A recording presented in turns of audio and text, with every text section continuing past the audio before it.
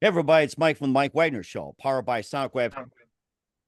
The warring author, me and Molson Zia, also brought to you by Illuminatical, the think tank of the future, and the sweet songs by Serena Wagner, based on the life of David on Amazon. Also, Heidi Tan Music. Check out her latest at HeidiTanMusic.com. We're here with two terrific people who's an American singer, actress, author, spanning 45 plus years and began her career after her father noticed her natural talent for music and enrolled her for the piano lessons and more voice lessons, violin, studied with Eleanor Boaz of Boaz Studios, and later on earned her business degree and business admin and marketing. Also has a new book out portraying the untarnished truth of life with her dad, the life and times of her dad, Oh, Frank Price, Chico Baker, and including dreams of Major League Baseball, which you all love. Later, getting into wealth, women, fast cars, and legal trials, tribulations, and the American justice system. And of course, also backed by a wonderful actor and amazing talent of Friday the 13th, Killer Clowns, Lost Ships, Sleepers, Skate to Hell, and more. Live, ladies and gentlemen, we are going on the East Coast good evening, from, everybody. from Jacksonville and Hello, also New hello. York City. Yeah, Thank you, Mike. yeah. Nice to be here, my By the way, friend. they're so excited to be on. I didn't get to mention the names. We have the multi-talented Rhonda Baker Stansbury, best known as Belita King, the Belita Princess, and also Vinny Muorio from New York City. Guys, good morning, good Here we afternoon, good evening. go. Hello, Nice to hello, see Thank you you. very much hello. for joining us. And nice, Mike. Thank you. Well, it's great to have you guys on board. So let's start. Okay, let's see. I don't know who to start with first, but It's good to I be on know. goddamn board. Eeny, meeny, miny, mocha. Oh, Rhonda, here we go. So you're an All American right. singer, actress, author, spanning 45 plus years, and began a career after your father, natural, noticed your local talent for music. You got enrolled for piano lessons and also voice lessons. You also stayed with Eleanor Boaz of Boaz Studios, and you also modeled for Barbizon, and you also later became the Belita Princess. You earned your business degree in business administration and Yes. marketing. You have a new book out, which is called Number 35 and 53 to Case, which portrays the untarnished truth of life and times of your dad, Frank Price Chico Baker. And Yes. yes, we do. And of Chico. course, Vinny, you've also been an actor for quite some time in New York City. You're in The Lost Ship, Sleepers, Skate to Hell, Friday the 13th, most notably, Killer Clowns, and more. And before We getting got, all we got Mike. We got Magical Mystery Time. That's gonna be nice. That's with Brooke Halpin out there where Rhonda lives. Well, it's actually west of us, but Brooke Halpin putting together Magical Mystery Time. It's gonna be wonderful. Oh, nice. That's a bit of Okay. a All true right. story about the Beatles and his life with the Beatles. But we got Rhonda kicking it up a notch with all her stuff going on, and that's That's great. Okay. I'm Well, excited to before hear a get little bit about her story too, just as you are tonight, to see sounds what's going great. on with Okay. Rhonda. Before, yeah, there we go. We'll get to yours in just a minute. Before getting there, Rhonda, tell us how you first got started. Let's see. I was born here in Jacksonville, Florida, in 1959. My father Uh-huh. initially started out to be a pro ball player. He was selected by the Kansas City Monarchs for their training camp, met every goal but one. At Mm-hmm. the end of the training camp, they told him, no, we cannot release you to play. You have vitiligo. He had such a severe case of vitiligo that he could not stand the sun. He had no pigmentation in his Ooh. skin, and that tanked his career. Oh, So, didn't finish college, wife and child. What do you do in the South when the minimum wage was $1 an hour in Really? One 1959? dollar an hour? Oh my goodness. I think we should be thankful with our current minimum wage or try to. So he decided, okay, I can't do this. He had goals, he had aspirations, and he was introduced to the Bolita game, the numbers racket. They call them racketeers, numbers runners in the 50s, late 50s. And this is how he decided to make a living. Although it's illegal, it was illegal. He did it anyway. And he massed a fortune, massed a lot of legal troubles, trials and tribulations, three federal cases. He did die at an early age of 47 with a heart attack. Hmm. Um, ugh. Stress will kill you. Oh And, yes. I think many of us should understand that. if I cannot preach anything but that, I will tell you stress will kill you. Oh, Um, yes. and one of the things that he said, I remember so vividly when I was 10 years old, when his last federal case was over, he said, I think I'm going to write a book. And he never pursued writing that book. And I decided to take that on. And Aw, that's when I started writing the book. 6:30 on a Saturday morning, March 28th. And I looked up at the calendar and I said, oh my goodness, this is his birthday. This is divine. And I interviewed a multitude of people wow. regarding how the numbers operation Like worked from where? In out. the South area? Where did you Well, interview that? I interviewed them right here in Jacksonville because this is where my Wow. father's operation was, in Jacksonville. They were extremely big. Like I said, he amassed a fortune. He was what they called a banker because he was backing the numbers. Mm. People, just like you go and you play, he was the person that you went to and said, I want to play 25. I want to play 53. I want to play 75. It's just like it is now. The government only copied the lottery from them.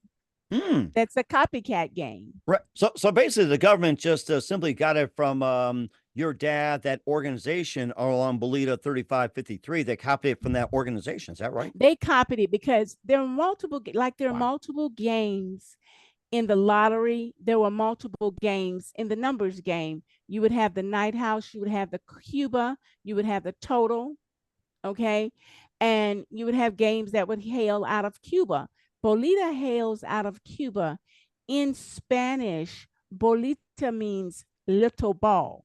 This is what Little bowl or little ball? ball, B-A-L-L, Okay. little ball.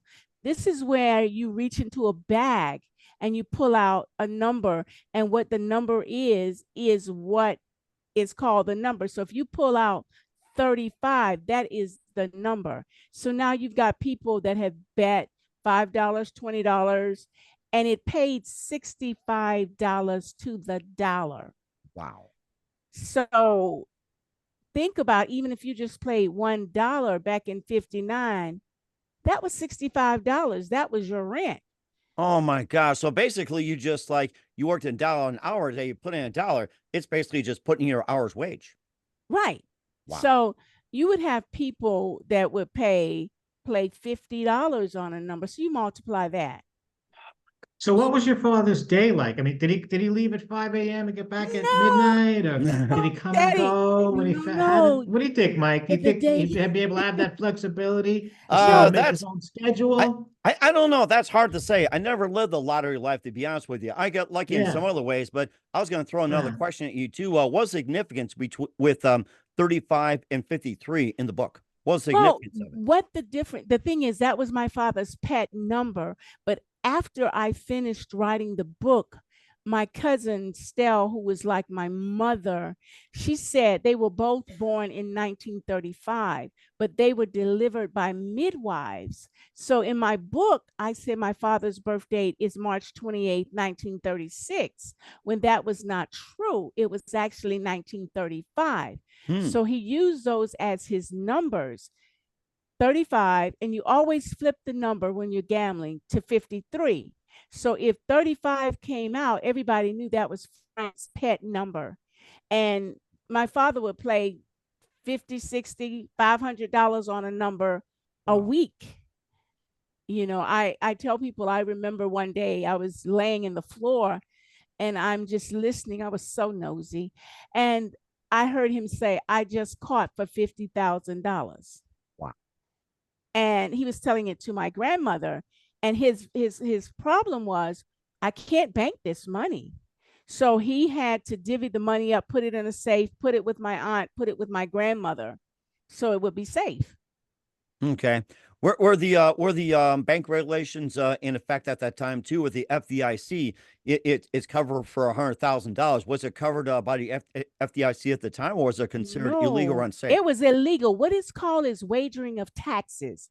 That is what the federal crime is. Wagering of taxes. You are earning money from gambling, but you're not paying the taxes on it, and you don't have a FEIN number. So basically, you are running numbers, you're taking bets, My father had a staff of about 21 people that were selling numbers for him. Wow. On Sunday, he would go out and pay, just like payroll is on Friday for me, payroll was on Sunday for his people. Mm, And that you is got paid amazing. based on the amount of Bolita tickets and Bolita that you sold. Okay. And what was that game that stood out for the government as well too? There were some other gambling games, but what was it about the government that adopted that system to make it standard? What's really stood out? Well, when you say stood out, they were able to tax it now. See, it became legal in Florida in like 1986. Up until 86, it was illegal. They would put you, let's say, not in jail. They wanted to put you in prison. Okay, because there's a big difference between jail and prison. Oh, really? How's And that? the amount of days. Jail is 364 days, prison is 365 and then some. Okay, all right. So Oh, how that's a about that? number 364. Maybe that's a good lottery number and running close to it as well, too. That's just running so close. And we'll get to more in the book with Rhonda Baker Stansbury, or best known as Bolita King, the Bolita Princess, with number 35 and 53, The Case. But first, listen to the Mike Wagner Show at themikewagnershow.com, powered by Sonic Web Studios. Visit online at sonicwebstudios.com for all your needs. Look at a professional website without breaking your budget. Sonic Web Studios is the answer. Sonic Web Studios offers fast, affordable custom web designs that blow the competition away. Call today, 1-800-303-3960. That's 1-800-303-3960, or email to support@sonicwebstudios.com. Mention Mike Wagner Show, get 20% off your first project. Sonic Web Studios, take your image to the next level. Also, time to give official shout out to our official sponsor of the Mike Wagner Show, international warring author Mia Zia. If you love fast-paced mysteries, you love Missing by Mia Zia, available on Amazon. Very nice. And ebook. Missing is Missing. fast-paced and intriguing with an unforgettable twist, and he says thank you. It takes place in 4 countries, 2 strangers, 1 target, where truth is illusion and those who love be the first go missing. It's available on Amazon, a paperback and ebook. Missing by Mia Zia has garnered great reviews. An Evil Evident George by Howard celebrities, including Jordan Cassie, Forrest Riley, and Minils. So grab your copy today for Girls Missing by Mia Zia, available on Amazon. Also, the Mike Wagner Show is brought to you by Illumniptical, the think tank of the future. Illumniptical, the think tank that brings scientists and engineers together from all over the world, creating a method that constructs a renewable generator with this in mind. This unique product operates on a closed loop system. It generates more energy internally than it needs to function. The extra electricity can then be used to run everything from homes and power grids to phones and laptops. This power structure is entirely renewable, highly scalable, and more importantly, self-regenerating. For more information, visit facebook.com/Illumniptical. That's facebook.com/ELLUMENIPTICAL for more information. Also, the Mike Wagner Show is brought to you by The Sweet Psalmist by Serena Wagner, based on the life of King David, including 30 exquisite paintings and King David Psalms. The Sweet Psalmist gives us a new perspective of David through the Psalms he wrote and his time as a shepherd, where it all started. And his complicated and turbulent relationship with King Saul is a story of love, betrayal, repentance, and more. Check out The Sweet Psalmist by Serena Wagner on Amazon. Keyword Sweet Psalmist, Serena Wagner. Also, check out the Mike Wagner Show on 40 podcast platforms, heard in countries, including Facebook, SoundCloud, Spreaker, Spotify, iHeartRadio, Apple Music, Odyssey, Podbean, Pandora. Subscribe on BitChute, Rumble, YouTube, and more. And take us with you on any mobile device. Follow us on LinkedIn, Instagram, Twitter, TikTok, Facebook, and more. For great gift ideas, go to Amazon.com. Check out the Mike Wagner Show podcast. Order t-shirts, pop sockets, throw pillows, tote bags, hoodies. Makes great gifts 24/7, 365 for your family and loved ones. Go to Amazon.com. Check out the Mike Wagner Show podcast. And for more great gift ideas, go to Amazon.com/Mia Zia for great books like Missing, Once, and Wrinkles, plus t-shirts, pop sockets, hoodies, other merchandise, and more. Amazon.com/Mia Zia. Check it out today and support the Mike Wagner Show on Anchor FM, PayPal, and the MikeWagnerShow.com. Well, here are 2 terrific people. The American singer, actress, and author of the book number 35 and 53, The Case, Rhonda Baker Stansbury, here on the Mike Wagner Show, or best known as Bolita King, the Bolita Princess. And also a special guest on the line here. We have Vinny Muorio of the Lost Ship, Sleepers, Skate the Hell, Friday the 13th, and Killer Clowns, the multi-talent actor from New York City. Vinny, just want to say thanks for joining us. And, Mike. Thank you. All right, great. And tell us how you got started.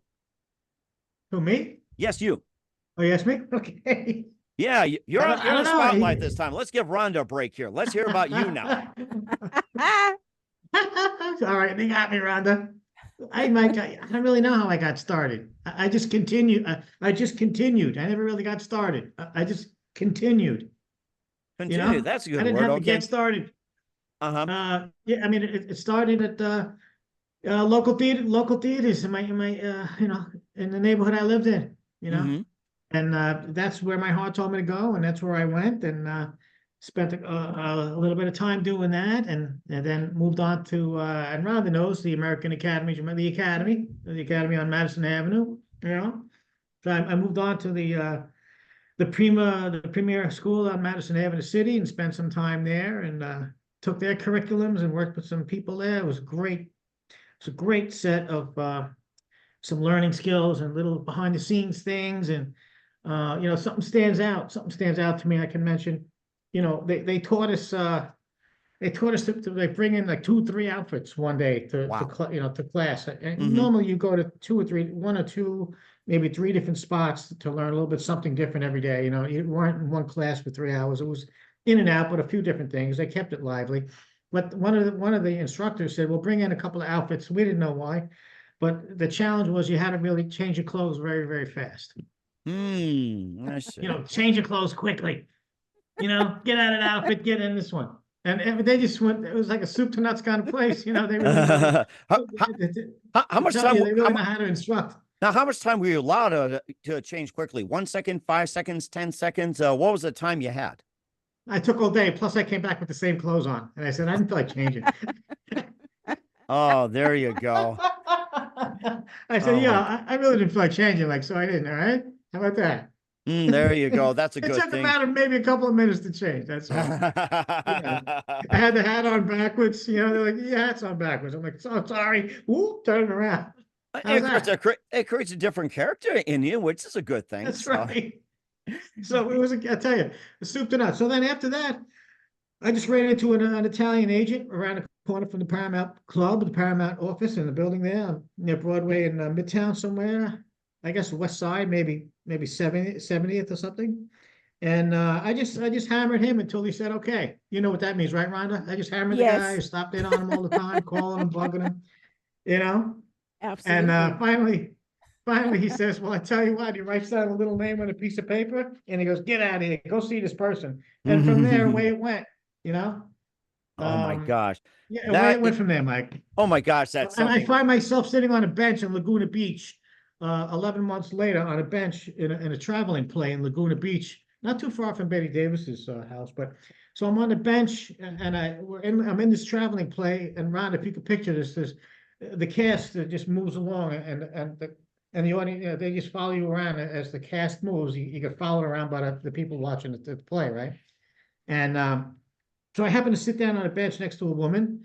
I didn't really know exactly who she was, you know, but and we continued on our spiel for the day. And when we were done the play, we afterwards, um, I'm walking across the parking lot with a casting agent, some woman, you know, nice lady, a Russian lady, actually, who was very, very nice. But she said to me, "You know who you were sitting?" She whispered next to me. She said, "You know who you were sitting next to on the bench?"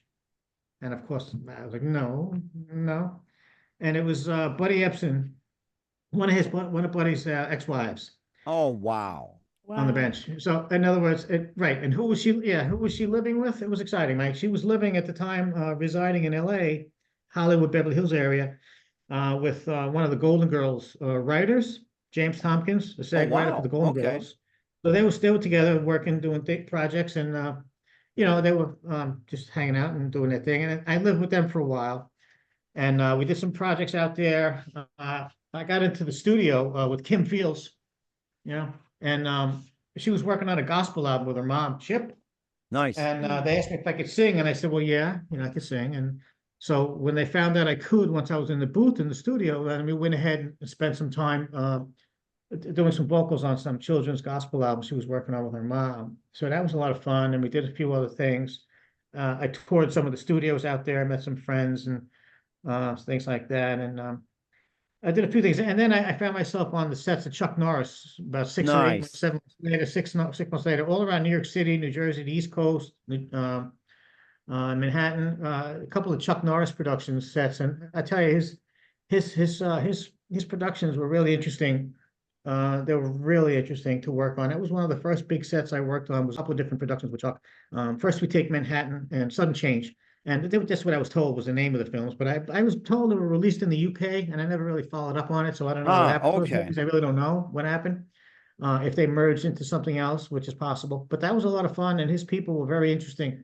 His Oriental directors and Asian guys, and it was a lot of fun. And I did some upfront scene work there, which was a lot of fun in Manhattan and New Jersey. So, and then from Wow. there, I kind of fell out of the business, and then I'm getting back in as of the last year or two, and it's just taken off like a rocket. You know, thank God there's a lot of great people around here, Oh my and gosh, that's Rhonda so knows all amazing. about great people. You know, she's one of the best, right? The best of the best. Yourself. Oh my So gosh, yeah. there's a lot of folks that will actually Mhm. you know that just are like-minded people that just Eh, say, well, let's get on, Oh, this. And that's I very did interesting. everything without really a reel. I didn't have a reel.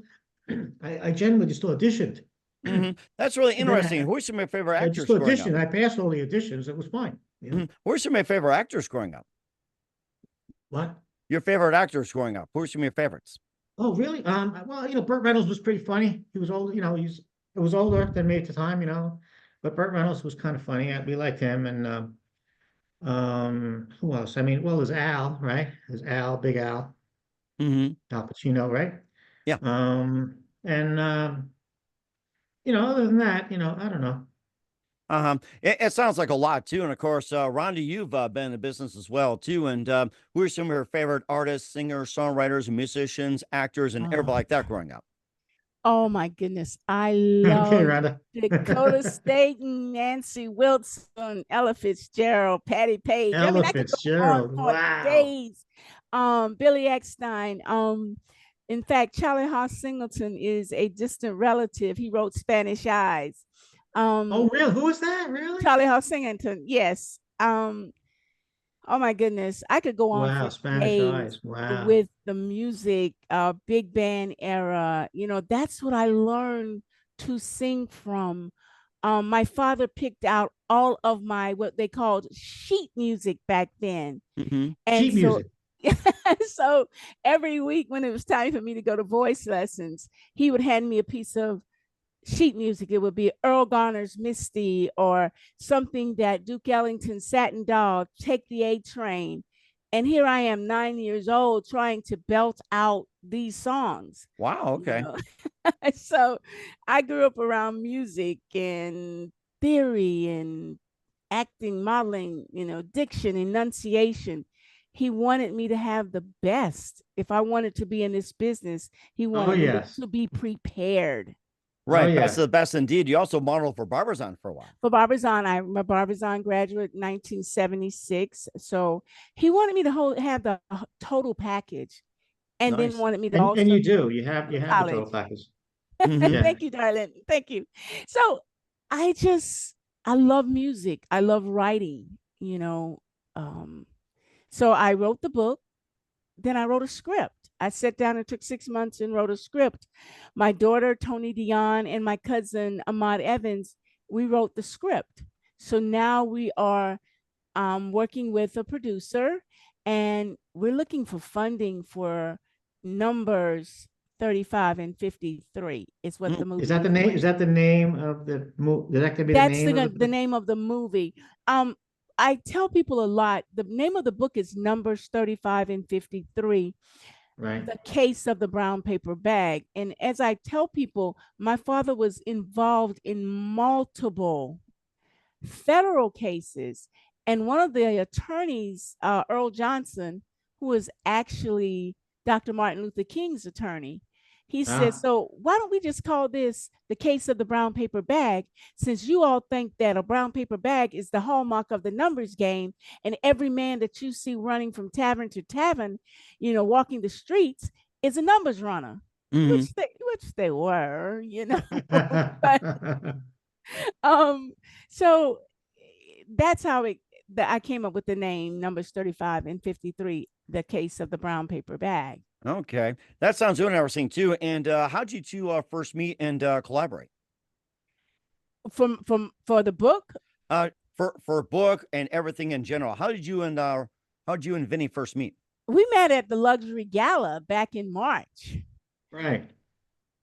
we were 7 sitting months at ago, the whatever. yeah, we were sitting at the same table, and we was talking, and just sometimes people click, and we were that two people that clicked. We were having a blast.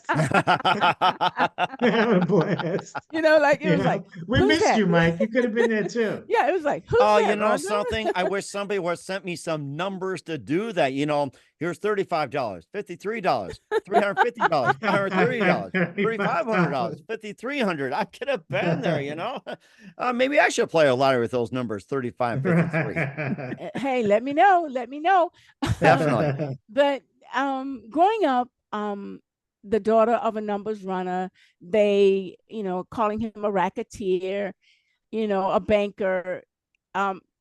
He was really a really nice, gentle giant and very well respected. I tell people, I said, sometimes I didn't even like going places with my father because it was like a whisper. There's Frank in the room. And you would think that the president had just walked in the room because of all the respect he got. And I'm like, oh my God, there's Frank, there's Chico. Hi. And I'm like, oh my goodness, you people are nuts. Mm-hmm. But Like the Don walked in, the CEO, president, and all that. Exactly. And people just loved him. And when I went on this journey to write this book, I must have interviewed 30 people. Wow. And I asked them, I said, I want the entire story, because although he was a numbers runner, this was illegal. I want to know what type of person he was in the street.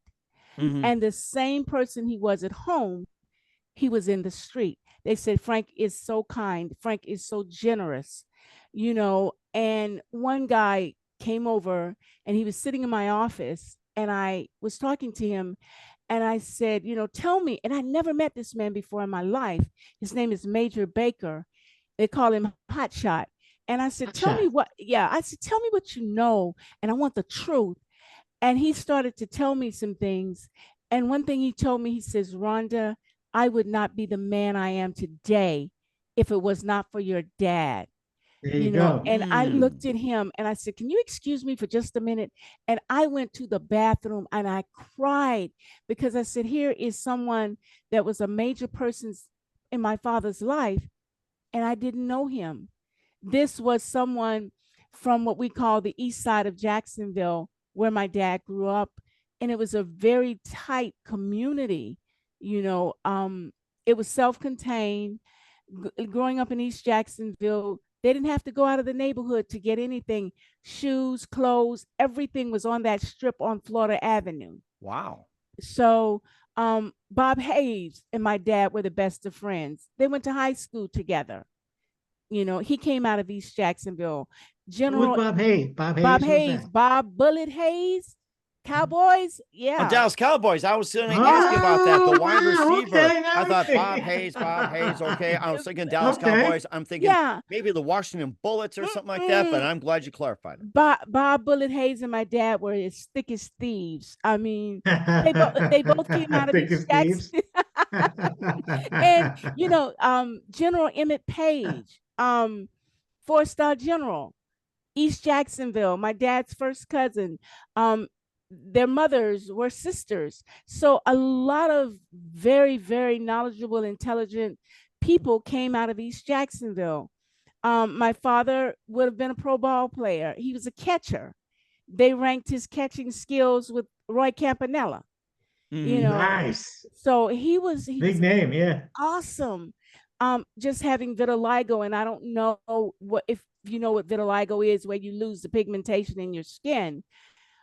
This disease started with him at the age of 10 or 11. By the time he was in his 20s, he was, totally almost white. He only had a few dark places. And what he did was, he was reading a newspaper article, a magazine article. Doctor in Washington, D.C. has cure for vitiligo patient. So normally what I would have done was I would have gotten up and the next day and made me an appointment to go to DC. Instead, Frank made him airline reservations, flew to DC, walked into this man's office with no appointment, and said, I'm here from Jacksonville, Florida. I read this article. I want to be treated. Can you please treat me? And the doctor said, you came from so far. I have no choice. Wrote him a continuous prescription for the drug Benequin that is now called hydroquinone 2%. Came back, faded the last of the dark spots out, and that was it. Wow. Still while Wow. facing all the federal charges that he was facing. Nice. Okay. Oh my goodness. What a story Wow. right there. And more Yeah. amazing stories from Rhonda Baker Stansbury of the book number 35 and 53, The Case of the Brown Paper Bag, with Vinnie Muorio in just 1 minute. Get to that. You listen to The Mike Wagner Show at themikewagnershow.com, powered by Sonic Web Studios, brought to you by our official sponsor of The Mike Wagner Show, international war ring author Mia Molson-Zia. Also brought to you by Illumnifical, the think tank of the future, and also by The Sweet Psalmist by Serena Wagner, based on the book of David, available on Amazon and Heidi Tam Music. Check out her latest at HeidiTamMusic.com, including a special concert on August 25th in Los Angeles. We'll be back with the amazing Rhonda Baker Stansbury and Vinnie Muorio after this time out. We're back, amazing Rhonda Baker Stansbury of number 35 and 53, along with Vinnie Muorio of Friday the 13th, Killer Clowns and more, here on the Mike Wagner Show. And, just a bit more about the book. What are some of the other stories that you found fascinating about your dad, too? And if you want to jump in, that's fine, too. No worries. Just one of the things people did not know is he was a strong vocalist as well. He was studying music along with me. One of the greatest things that I was able to do with him is I was his co-star in Gordon Jenkins' Manhattan Towers. Oh, wow. He was the narrator, and I was able to sing with the rest of the cast, and he was the star. And playing alongside your daddy, that was awesome. Nice. And, numbers runner, banker, racketeer, he was a great daddy. Nice. I feel so blessed that Frank Baker was my daddy. How you like that? Good old Chico. Yes. Chico. He always said, Rhonda, he would always have these little catchphrases, and I think that's why I picked them up. He says, Rhonda, use your head for something other than a hat rack. He wanted you to think continuously. Right. And education was key. Rhonda, do anything you want to do, but get your college degree. You'll have that to fall back on, and no one can take that from you. So I did. I went in and I got 3 degrees. Wow. And I'm working, right now I'm still working at 64 years old, and I'm working this business as well. Mm-hmm. I Nothing wrong with that. I have a band. It's called the Bolita Princess and the Black Notes. I'm working with some of the best musicians in the industry. My MD is a gentleman by the name of John Flip Taylor. And it's so funny how he became my musical director. He would always hang around my drummer. And I'm like, what are you doing here? This is a closed rehearsal. And he'd never say anything. I said, who is this guy? Why is he hanging around? Everybody was like, that's Flip. That's Flip. And I'm like, okay, And so I said, Flip, can I hear you play? And he gets on the piano and he plays the Sesame Street song. And I'm like, okay, come on, guy. So I did a jam session one night at we call the Mudville Grill. And he came in and he sat in, and I was like, oh my goodness, I have not seen this much talent. Between him, Jarvis Bradswell, and the other musicians, Dami Lippity, I said, I got a great group. Wow. And Flip just kind of sat me down and he says, I need you at my house Saturday at 9:00. I've got some songs I want you to sing. And I was like, yes, Captain, and that's how he took over my band. And it has been awful.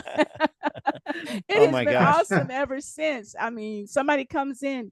So people are saying, Rhonda, Flip plays for you? I said, yeah. They say, you must have some pipes, because Flip just does not play for anybody, So it's been a wonderful ride, writing music with him, singing with him, accompanying me, Jarvis Bradswell. The good thing about the musicians that I work with, they understand the music that I like. Um, they're classically trained as well, and we vibe off of one another, and that's the good thing. It's Yeah, like that's the ticket. it's a unit. I That's the mean, ticket. it's you could come to my apartment and you've got 5 musicians sleep on the floor. Oh You my know, gosh. it's because this is what we do, you know. Right. You know, Whatever it takes. and then I got Flip in my kitchen making banana pudding because he knows that's my favorite thing, you know. So I love the music business. I love the industry. Um, the writing. I'm actually in the middle of a second book Oh as wow. well. Oh yeah. My cousin Stell, who was a big, she was like a fan of what I was doing. Um, I have to be very honest. I lost a lot of friends when I wrote this book. A lot of my family didn't like the fact that I wrote this book, but they did not have a problem spending my daddy's money when he gave it to them. Oh my When god. he Oh. was, you know, Oh. yeah, you didn't have problems then when you didn't have a car and you needed a Right. car. Yeah. And all of a And sudden things have changed. You're and right. things have changed, you know. You didn't have a problem when you couldn't pay your light bill, Mhm. calling Frank and Frank running his hand in his pocket because he's walking around with no less than $3 or $4,000 in his pocket at one Mhm. time. So that's the kind of person he was. He was very spontaneous. I am not a spontaneous person. I am a planner. Mhm. But it was one day he said, "Oh, I think I want a Corvette." The next day he went and bought one. 90 days later, he says, "I don't want it anymore. It's a lemon from the showroom floor." And he bought a Mercedes 280 SL in 1968, and his troubles got worse. Oh, That's when I they see. knew. Right, Wow. because they knew that he was buying cars, you know, and he was using his sister who had a job, you know, a professional job. She was an educator, but he was buying these cars in her name. But they knew that it was him. And, you know, once you get into my book that's sold on Amazon.com, you'll find out that one of the most vicious things that was done to him out of everything was when he was driving down the street and a so-called associate saw him and said, "Hey, can I get a ride?" My daddy said when he stopped and let, we called him Doodad, him get in the car, he said, "Man, you don't have any of that on you." He said, "No, I don't." And he said he got 2 blocks down the street, and that's when the feds, county police, city police pulled him over, searched his car, and heroin was in his car Oh because my goodness. Doodad had dropped the heroin down in his car, Oh, he got and set up then. he got set up. Oh. And Wow. it was crazy. It was the worst 25 months that I saw my father go through. Wow. And when I wrote that portion of the book, I was remembering it like moment by moment by moment and second by second. And that day that I wrote that section, I was writing and I started to cry and I started to cry so bad to my daughter had to come and get me off of the floor because I could actually feel what he was feeling when Wow. that happened to him. And he cried and he said, "How could someone do me like this about a car?" Wow. You know, Oh my gosh, that's sad. That's sad. and Hmm. but it's ironic how that case came to fruition and was over. It was over in 25 months. His car was returned to him. Oliver Kinsey said, "Yes, I did do it." He admitted to doing it. But Wow. here is one of the strange things. Um, the cases here, federal cases here in Jacksonville, Florida, are tried in the Middle District. They got a judge out of Pennsylvania, which is considered the Southern District, to try my father's case. Oh my goodness. So that was odd. And I did go to a judge here that went to my church. And I asked him, I said, "How is that possible when we have all of these judges here in Florida?" And he let me know, he said, "Rhonda, a federal judge can go anywhere." So I think that there were reasons why that case was just brought to fruition and cut. And my father never did any time in jail. Never. Wow, that was something. Oh my gosh. And that's all in your book too. Everything's in the book. Right. Yeah. Number 35 and 53, The Case of the Brown Paper Bag. Where can we find your book at? It is sold on Amazon.com. I think Thrifty Books has it. You can go into Barnes and Noble and get the book. It's everywhere. I mean, when it's a great book. It first released, Awesome. it stayed _1 with Amazon for 3 weeks. Wow, amazing. Okay. Yeah. That's amazing. And we're here to check it out more with Rhonda Baker Stansbury, best known as Belita King, the Belita Princess, here on the Mike Wagner Show, with Vin Muorio here with the book number 35 and 53, The Case of the Brown Paper Bag. Just a few more things. What else can we expect you guys in 2024 and beyond? Movies. We're hoping to. Yeah, we're working on a project. We're working on projects. Rhonda and I are going to get wheels up on this thing. Okay. Well, that sounds amazing. And who do you consider biggest influences in your careers? In my career, well, my father's no longer with us, but my father was my biggest inspiration. He was that one that believed in me. Then my cousin Stell, who recently passed a little over a year and a half ago, she believed in me, and she said, Rhonda, there's more in you than you can ever believe. Okay, that's amazing. And Vinny, how about you? Biggest influence in your career? I don't quite know if I have a biggest influence. I don't know. I don't think I have one. Now that's probably okay. And I don't want to make one up just to make somebody up, Right. Yeah. And that's understandable. We've had a few people like that, which is perfectly okay. And what's the best advice you guys can give to anybody at this point? Oh, okay. You go first, Rhonda. Well, you know what? I live by my father's mantra. I don't follow patterns, but I will set them and let other people follow them. That's a good one. And Vinny, how about you?